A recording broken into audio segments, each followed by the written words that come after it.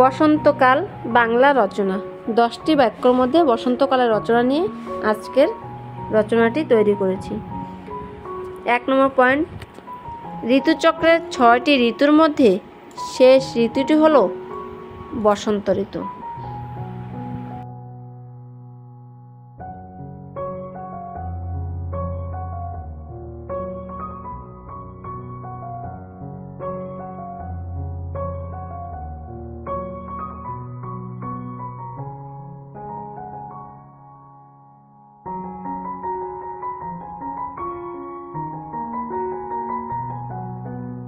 ফাল্গুন ও চৈত্র এই 2 মাস নিয়ে হয় বসন্তকাল।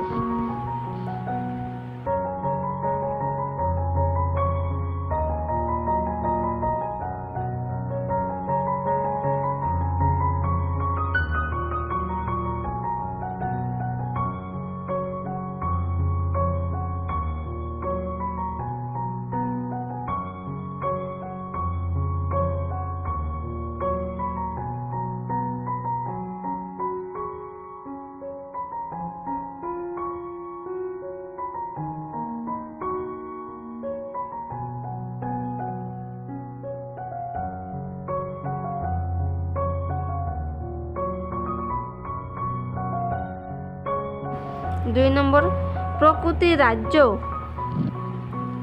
বুড়ো শীত চলে যাওয়ার পর ঋতুরাজ বসন্তের আবির্ভাব ঘটে। প্রাকৃতিক রাজ্য বুড়ো শীত চলে যাওয়ার পর ঋতুরাজ বসন্তের আবির্ভাব ঘটে।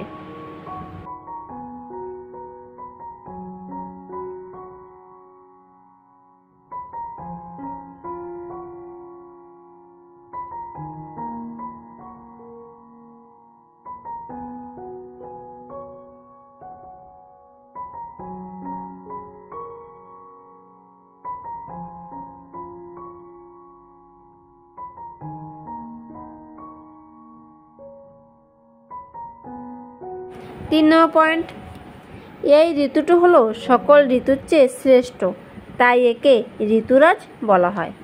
এই ঋতুটি হলো আমাদের সকল ঋতুর থেকে শ্রেষ্ঠ ঋতু, তাই একে ঋতুরাজ বলা হয় বা ঋতুরাজ বসন্ত বলা হয়।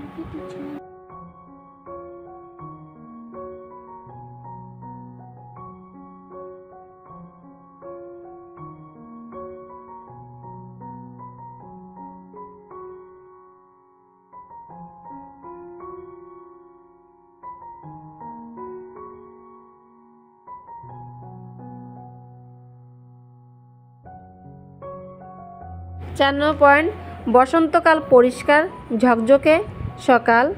প্রকৃতি রাজ্য এক মোহময় পরিবেশ সৃষ্টি করে। বসন্তকাল পরিষ্কার ঝকঝকে সকাল। প্রাকৃতিক রাজ্য এক মোহময় পরিবেশ সৃষ্টি করে।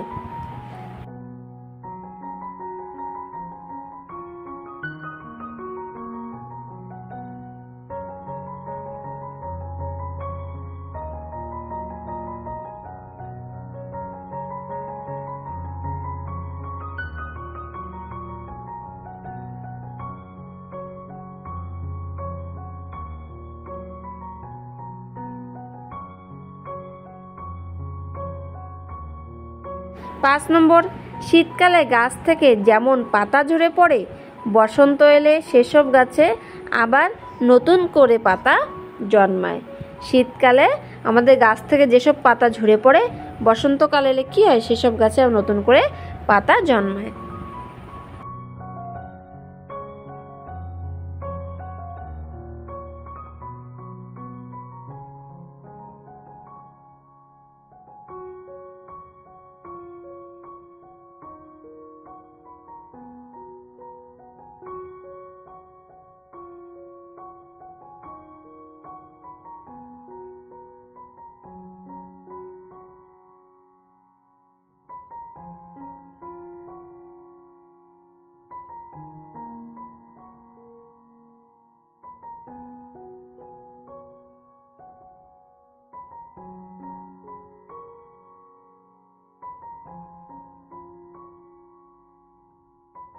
6 নম্বর, পলাশ, শিমুল ও কৃষ্ণচূড়া গাছের সবুজ শাখা লাল ফুলে ভরে ওঠে।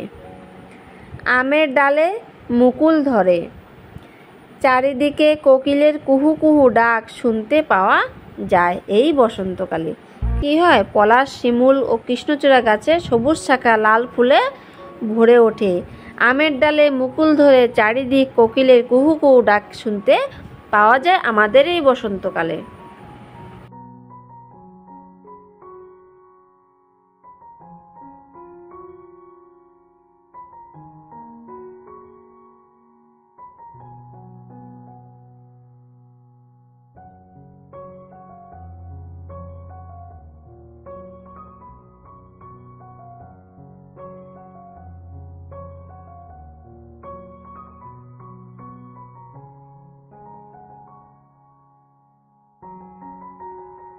সাত নম্বর, বসন্তকালে মানুষের জীবনে আসে আনন্দের দোল উৎসব বা হোলি। বসন্তকালে আমাদের দোল উৎসব হয় বা হোলি উৎসব হয়।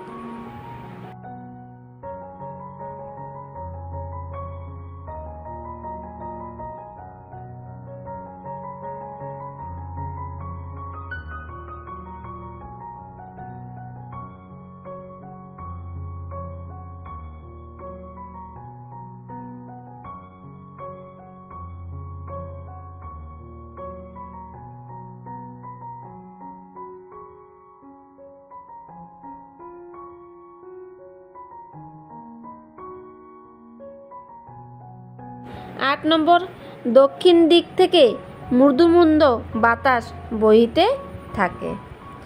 9 নম্বর, এ সময় বসন্ত রোগের প্রাদুর্ভাব দেখা যায়।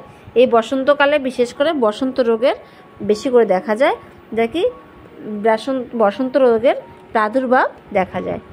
10 নম্বর, ঋতুরাজ বসন্ত যাবার আগেও দুহাত ভরে দিয়ে যায় নতুন একটা বছর।